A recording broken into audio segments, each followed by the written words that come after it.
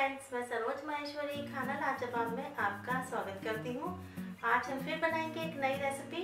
अगर आपको रेसिपी पसंद आए तो वीडियो को लाइक एंड शेयर करना बिल्कुल मत भूलिएगा। और हाँ, आपने अभी तक चैनल को सब्सक्राइब किया कि नहीं? अगर आपने चैनल को सब्सक्राइब नहीं किया है तो प्लीज़ चैनल को सब्सक्राइब करें। साथ ही पास में जो छोटू सा बेल आइकॉन है ना, उसे प्रेस करना बिल्कुल ना भूलें, जिससे कि क्या होगा कि मैं जब भी आपके लिए कोई नई रेसिपी अपलोड करूंगी तो वो आप तक सबसे पहले पहुंचेगी। तो आइए आप और हम बनाना शुरू करते हैं। आज हम बनाएंगे गाजर का हलवा। बेहद इजी वे में हम बनाने जा रहे हैं। मैं पहले भी आपके साथ कई सारे तरह से गाजर के हलवे की रेसिपी शेयर कर चुकी हूँ, और आज जो मैं आपके साथ गाजर के हलवे की रेसिपी शेयर कर रही हूँ ना, उसे हम बिना कद्दूकस किए बहुत ही आसानी से बना लेंगे।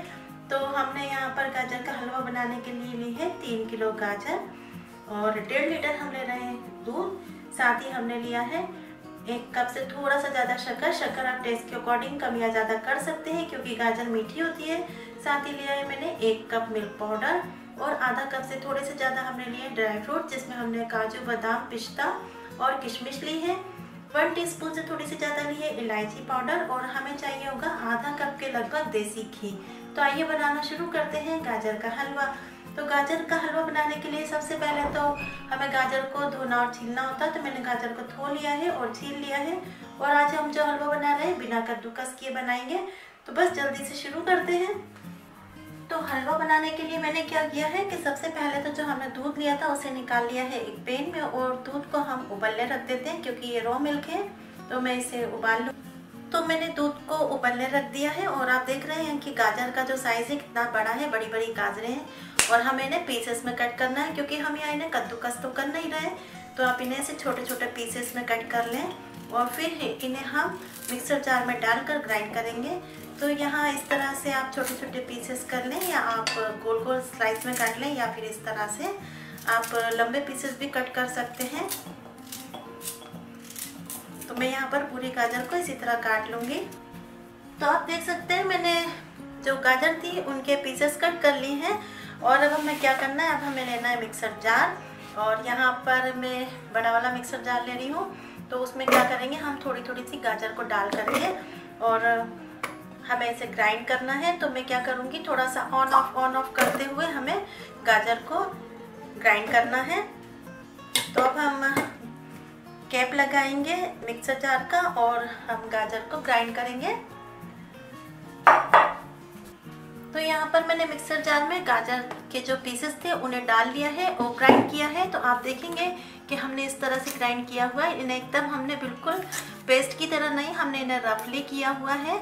और इसी तरह से हम पूरी गाजर के पीसेस को ग्राइंड कर लेंगे। और ग्राइंड करते वक्त एक बात का ध्यान रखें, मैंने बिल्कुल भी पानी ऐड नहीं किया है, तो आपको पानी ऐड नहीं करना है। तो यहाँ आप देखेंगे जो हमने गाजर के पीसेस थे उन्हें मिक्सर जार में डाल करके इन्हें ग्राइंड कर लिया है, और ये लग रहे हैं ना बिल्कुल कद्दूकस किए हुए जैसे। तो यहाँ पर हमें इन्हें ग्राइंड करने में मात्र 5 मिनट का समय लगा, और अगर हम इसे अभी कद्दूकस करने बैठते तो लगभग आधा से पौना घंटा लग जाता। तो बहुत लॉन्ग टाइम हो जाता, और ये बहुत ही जल्दी ग्राइंड हो गए हैं।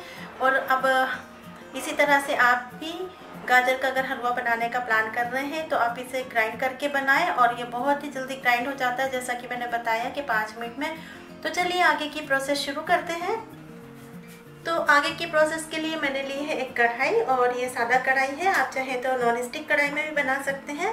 और अब हम इसमें डालेंगे घी, और ये जो मैं घी का इस्तेमाल कर रही हूँ ये घर का बना हुआ घी है। घी को घर पर किस तरह बनाया जाए ये प्रोसेस मैं आपके साथ शेयर कर चुकी हूँ, और आप देखेंगे एकदम प्योर घी है, और बहुत ही बढ़िया और बहुत जल्दी बनकर तैयार हो जाता है। बस हमें थोड़ी सी मलाई इकट्ठी करने की ज़रूरत होती है। तो यहाँ मैंने कढ़ाई में डाल लिया है आधा कप से थोड़ा सा कम, मैंने 2 टेबल स्पून घी बचा लिया है, क्योंकि अभी हमें ड्राई फ्रूट भी जो है उन्हें रोस्ट करना है घी में। तो यहाँ पर आप देखेंगे कि घी मेल्ट होना शुरू हो चुका है। हमें घी को अच्छी तरह से मेल्ट करना है, और हल्का सा गरम भी। जैसे ये गरम होगा वैसे ये मेल्ट भी हो जाएगा। और हाँ, मैं आपको बताना भूल गई, मैंने जो दूध को उबलने के लिए रखा था ना, तो एक उबाल आने के बाद मैंने लगभग 7 से 8 मिनट दूध को और मीडियम फ्लेम पर उबाल लिया है, जिससे जो दूध है वो थोड़ा सा और गाढ़ा हो गया है। तो यहाँ पर घी अच्छी तरह से गर्म हो चुका है। अब मैं घी में डालूंगी गाजर जो हमने ग्राइंड करके रखी हुई है।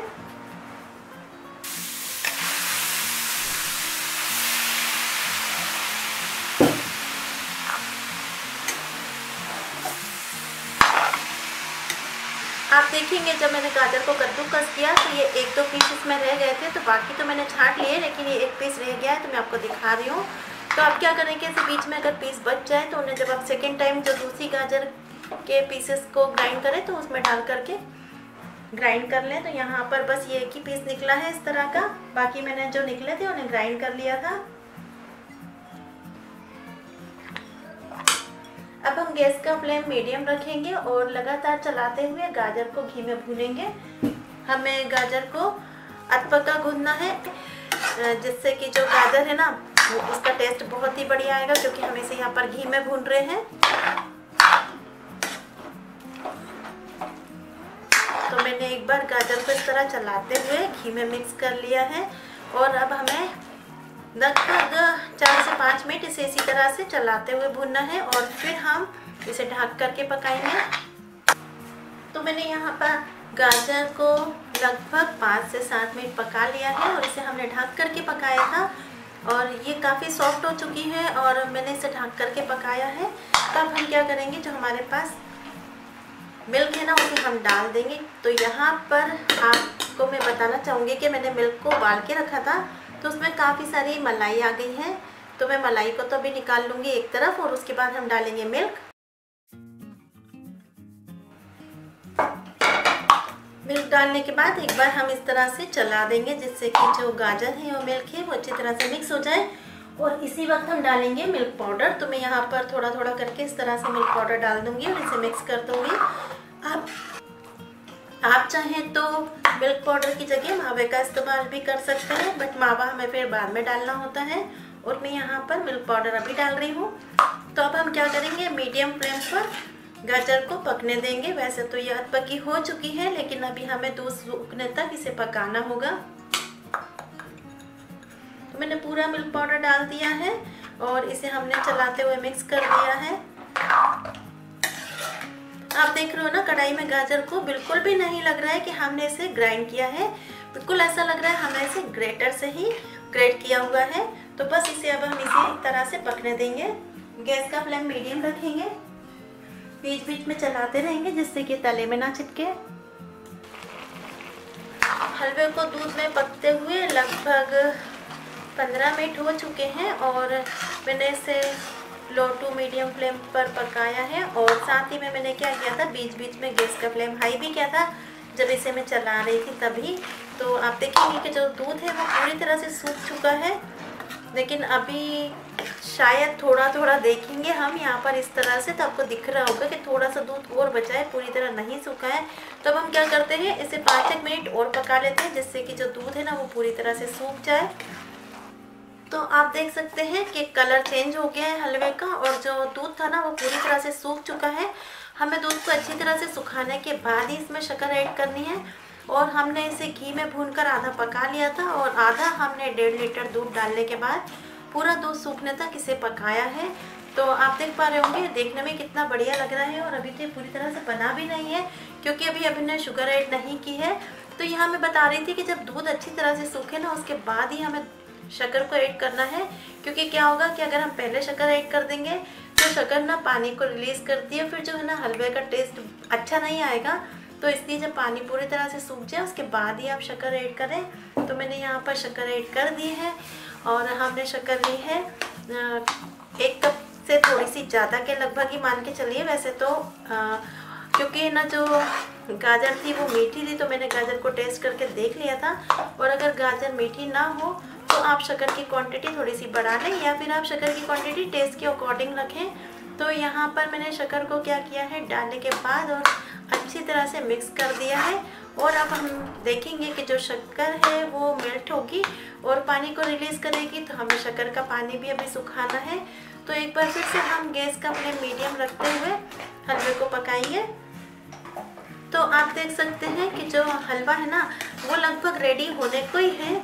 और जो हमने शक्कर डाली थी तो शक्कर ने काफ़ी सारा पानी को छोड़ दिया था, तो हमने शक्कर के पानी को सुखा लिया है और मैंने इसमें मलाई डाली है।